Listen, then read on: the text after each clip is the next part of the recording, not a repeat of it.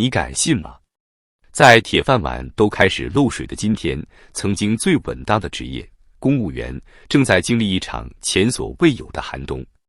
浙江，一个曾经代表改革红利和高质量发展的东部副省，正默默给体制内打工人割韭菜。2025年刚过一半，公务员降薪的消息就已经是第二轮。一份内部流传的浙江公务员薪酬调整情况显示，普通科员年薪下调5至6万元，处级干部则直接缩水超过10万元。我亲戚是普通公务员，今年工资又降了，一年少拿5、6万。他说，现在最怕收到单位开会通知，因为每次都是在宣布新一轮紧日子。浙江某公务员亲属透露，更可怕的是，这场寒风不仅吹向在职人员，就连那些即将退休、准备安享晚年的公务员也没能逃过。杭州某地级市的一位老公务员薛先生透露，3年前我想多干2年，想着晚退能多拿点，谁知道现在工资降了，连退休金也被核减，原来预估能拿6、7千，现在只能拿4千出头。公务员降薪的背后是整个财政系统正在断奶。我们来看一组数据，浙江省财政厅2024年发布的预算草案中明确指出，2023年国有土地使用权出让收入同比下降高达 25%。这意味着过去支撑地方财政的卖地红利正在加速消失。而财政支出的反应也很快，行政人员经费直接被压缩，公务员成了第一波被动刀的对象。浙江只是前哨战，更多的省市正在快速跟进。比如，山东潍坊公务员工资打折发放，实际到手只有7、8成，有单位直接砍掉交通补贴，最终实发工资仅3、4千元。广东省公安系统中层管理人员薪资2年下调近 30%， 某些基层警察年薪从30万暴跌到20万以下。某国有银行广东分部一位中层透露，自己绩效砍掉1半，年终奖几乎归零，非税收入靠罚款、靠捐赠。我们再来看看浙江最新的财政数据。2025年5月，浙江省财政厅发布2025年1季度财政预算执行情况。一般公共预算收入同比仅增长 0.2%， 税收收入同比下降 0.3%， 非税收入增长 1.8%， 主要来自行政罚款、国企上缴和基层单位创收。简而言之，企业赚钱少了，政府靠税收的饭碗小了，只能更多靠罚和收。更魔幻的是，不少县市开始出现奇怪的罚款目标考核制度，基层单位被默许自负盈亏。你以为基层交警贴你一张罚单是为了交通安全？也许是为了本月单位经费。曾经体制内等于稳定加高薪的观念正在彻底破灭。根据官方数据，中国私营单位就业人员年平均工资在2024年为69476元，而公务员即便降薪后依旧高于此标准。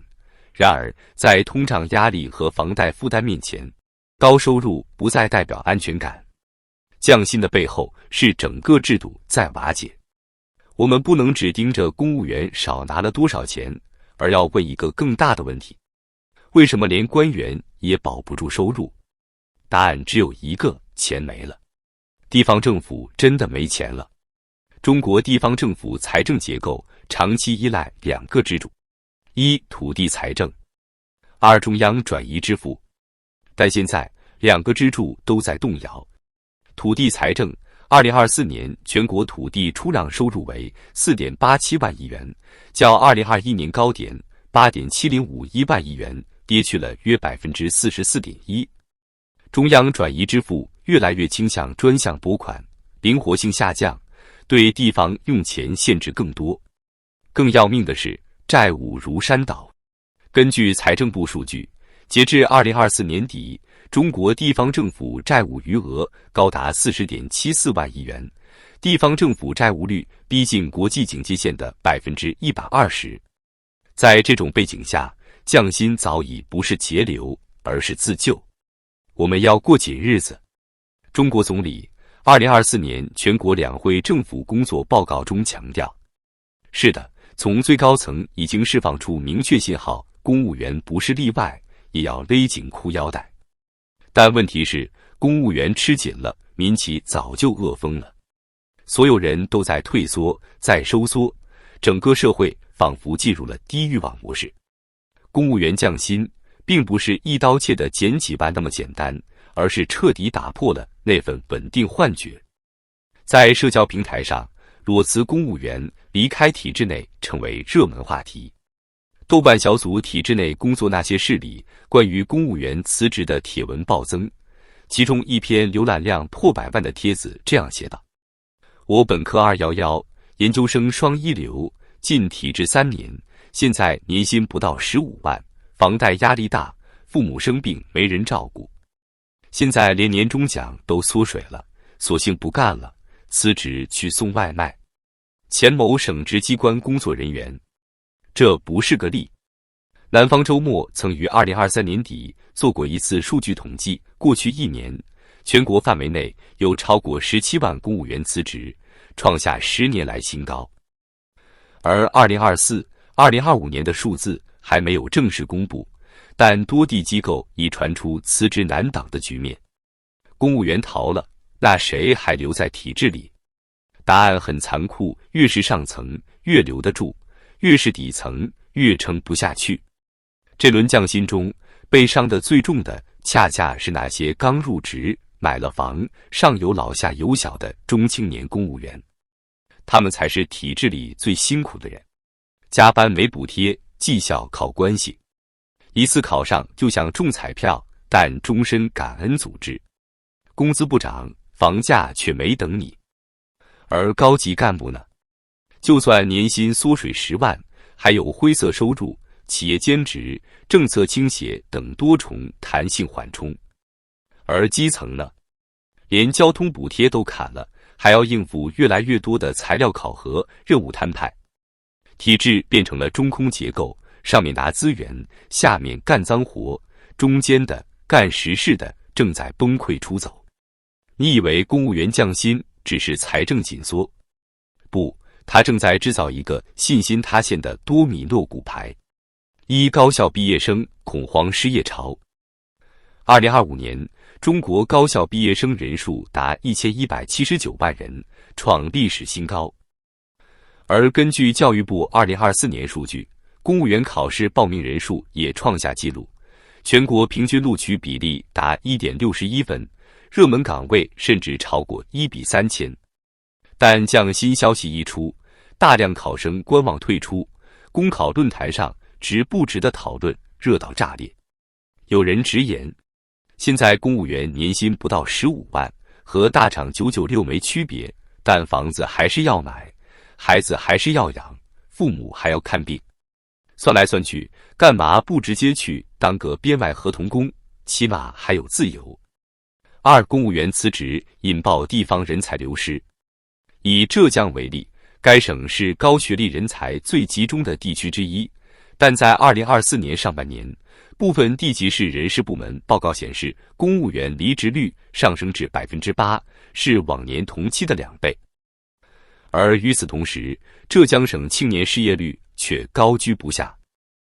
2025年第一季度，国家统计局数据显示，全国青年失业率为 15.1%， 浙江省城市青年失业率为 14.3%。